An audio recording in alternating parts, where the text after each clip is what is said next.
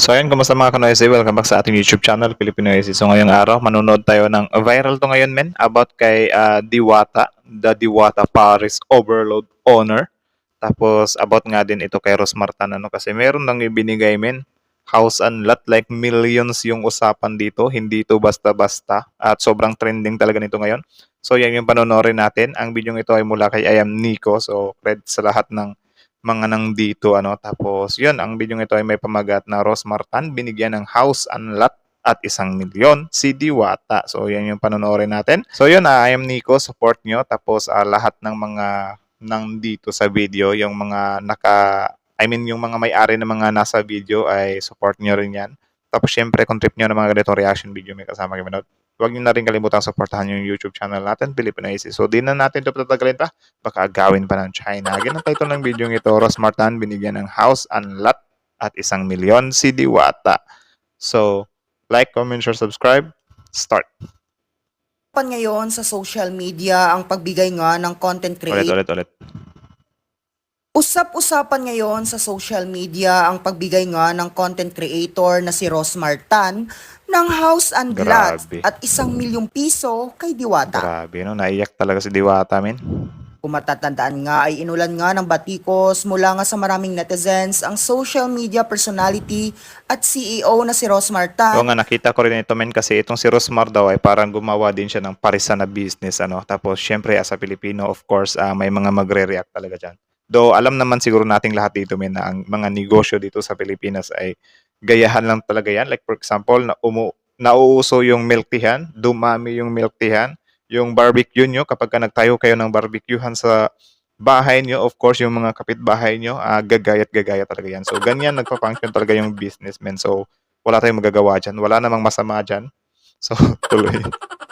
Matapos umano niyang gayahin ang Paris Overload ni Deo Balbuena o mas kilalang Diwata. Okay. Ibinida rin ni Rosmar sa kanyang Facebook account ang kanyang bagong negosyo. Ngunit, pamilyar nga sa maraming netizens ang bagong negosyo na ito ni Rosmar. Dahil katulad ito ng trending negosyo ni Diwata. Totoo ba to? Paris Overload with Unli Swimming. Panis. Ang Pares Unli Overload. Swimming. Marami rin ang nagsabing walang originality o gaya-gaya si Rosmar kay Diwata at giit pa nila na sana raw ay hindi na tinapatan ni Rosmar ang parisan ni Diwata dahil mayaman na raw siya. Kasunod nga ng pambabatikos ng mga netizens kay Rosmar, ibinahagi nga ng content creator na may basbas umano mula kay Diwata ang pagpapatayo niya ng kanyang negosyo. Kahit nabasbasan pa yan, men, meron talagang tutuligsa dyan. Especially itong si Rosmar, sobrang sikat nito. Tapos, yun nga, marami ding nambabash dito kasi kay Rosmar, men, lalo na nung naglabas siya ng music video niya, di ba? So, pinutakti din talaga siya ng mga bashers noon. So, kahit anong gawin niya, kahit na, halimbawa, ganito, na nagbigay siya ng 1 million tapos house and lot. Of course, anong ini-expect nyo? Do you think walang mambabash dyan kahit na binigyan ng 5 million? Meron. Meron na nga ako nakita dito na may nagsasabi na gatas na gatas, ginagamit ng mabuti si Diwata. So, di ba? Walang takas yung mga bashing na yan. Parati talagang nandyan yan. So, wala tayong magagawa dyan. So, be it. Ika nga. Tuloy. Na Rosmar Paris Overload sa Laguna. Okay. Aminado rin si Rosmar na nakuha niya ang ideya ng kanyang parisan mula nga sa trending Paris Overload ni Diwata. Iginit naman. Yan din naman yung maganda, men. Yan naman din talaga yung kailangan talaga, yung may credits ka kahit konti ba? Or yung may ina-acknowledge ka. Yung iba kasi kahit nahalata na, hindi ko ginaya. Walang ginaya, ganun. So, dapat, halimbawa ganyan, alam mo na si Diwata ay kakasimula niya pa lang, tapos ikaw sobrang yaman mo na. Of course, give credits to him. Para na rin peace of mind dun sa mga sobrang galit na mga nasa comment section ba na. Okay, guys, this idea is from Diwata Paris Overload. Explain yourself kung bakit ganyan. So, narinig nyo naman yung explanation ni Rosmar, di ba? So be it. Okay. Ni Rosmar na hindi niya kinakalaban ang parisan ni Diwata. Lalo pat malayo raw ang Laguna sa pwesto ng parisan ni Diwata sa Pasay City. Yan din. At ngayong araw lamang ay binisita nga ni Rosmar ang pwesto ni Diwata sa Pasay City. Grabe ano, kahit na nagbo-boom na yung business ni Diwata, men. Sobrang down to earth niya pa rin sa pagtanggap ng mga ganitong blessings. Well, 5 million ba naman isang bagsakan? My goodness, tuloy. Tignan nyo yung Lalo pat malayo raw iyak. ang Laguna sa pwesto ng parisan ni Diwata sa Pasay City. At ngayong Yan, oh. araw lamang ay binisita nga ni Rosmar ang pwesto ni Diwata sa Pasay City upang personal na ibigay ang regalo niya para rito. Grabe.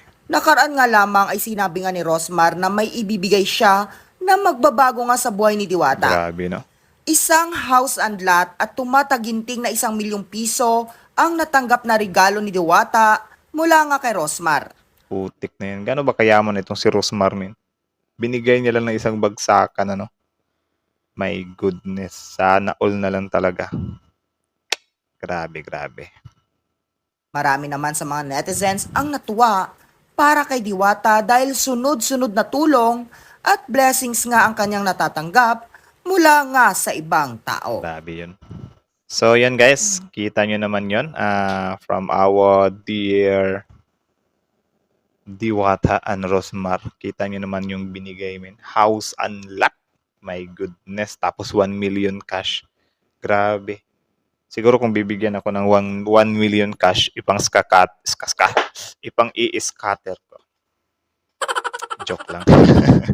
So, yun. Grabe ng sobrang pinagpala din tong si Diwata. I mean, like, kahit na umaarangkada na yung business niya, marami pa rin talagang nagpapabot. Dito din, marami kasing nag-ano dito na tao na kesyo ganyan, ginagamit lang, or whatsoever, di ba? Ganun naman talaga yung something businessman. May mga gamitan din talaga yan, but you know, may kanya-kanya naman yung level ng pagkakagamitan, ano. Ang pinakapangit na yung gamitan moment ay yung wala lang, ginamit mo lang talaga siya, 'di ba? Ganito kasi parang give and take na to eh kasi for example ganyan nagbigay si Rosmar, sila Vice Ganda. Of course, naano din yung mga brands nila like sila din parang nakakapag-promote din sila sa mga sarili nila, 'di ba? Kahit nasabihin nila na hindi yan yung pakay nila, but yun malaking tulong or yun din talaga yung something ROI sa kanila ba na yun nga yung mga fund ni Diwata ay if a fans i-idolize na din nila si Rosmar, di ba? So something like that lang din naman. So yung gamitan talaga ay nag-i-exist talaga yan sa mundo. Ika nga nila wala naman talagang totally libre dito. Of course, meron din talaga mga balik-balik yan, di ba? Kahit na yung mga politiko nga kunyari pabigay-bigay, pero yun, syempre, nagtitiwala yung tao sa kanila, bumabango yung pangalan nila, di ba? Bumabango, yun, dun pa lang sa part na bumabango yung pangalan nila. Malaking bagay na yun. So, gamitan moment talaga. But, you know, sabi ko nga sa inyo, may kanya-kanya kasing definition or level yung mga gamitan na yan. So, itong sa kanila, natin magagawa dyan kasi si Rosmar, sobrang yaman naman din na tao na yan. So, good thing na rin yan na bigyan din si Diwata ng ganyan kalaking tulong or tulong bang tawag diyan? Kasi mayaman na siya eh. Basta something like that, blessings, di ba? Blessings pa rin yan. Kita nyo naman kung gaano kasaya si Diwata kahit na sobrang successful niya na tao, di ba? So, sino ba naman tayo? Kung totoo man na ginagatasan or kasi maraming tao dito na nasasaktan na kesyo yun nga ginagatasan lang nila Rosmar. Si Diwata na lang siguro mismo ang dapat na mag-ano dyan kung ganun ba talaga yung nararamdaman niya, di ba? Kasi kita niyo naman kung gaano kasaya si Diwata dyan. Naiyak-iyak pa nga siya sa sobrang saya. So, yun, maging masaya na lang siguro tayo sa kung ano yung natanggap ni Diwata. At syempre, thankful din tayo kay Miss Rosmar kasi nga nagpaabot siya ng tulong dito kay Miss Diwata. So, kayo ano masasabi niyo dito guys? Comment down below. Tapos yun, pag-usapan natin yan sa comment section. Again, original video of I am Nico in the description box below. So, that's it na lang muna. Thank you so much for watching. So, yun, again, Filipinoids is out.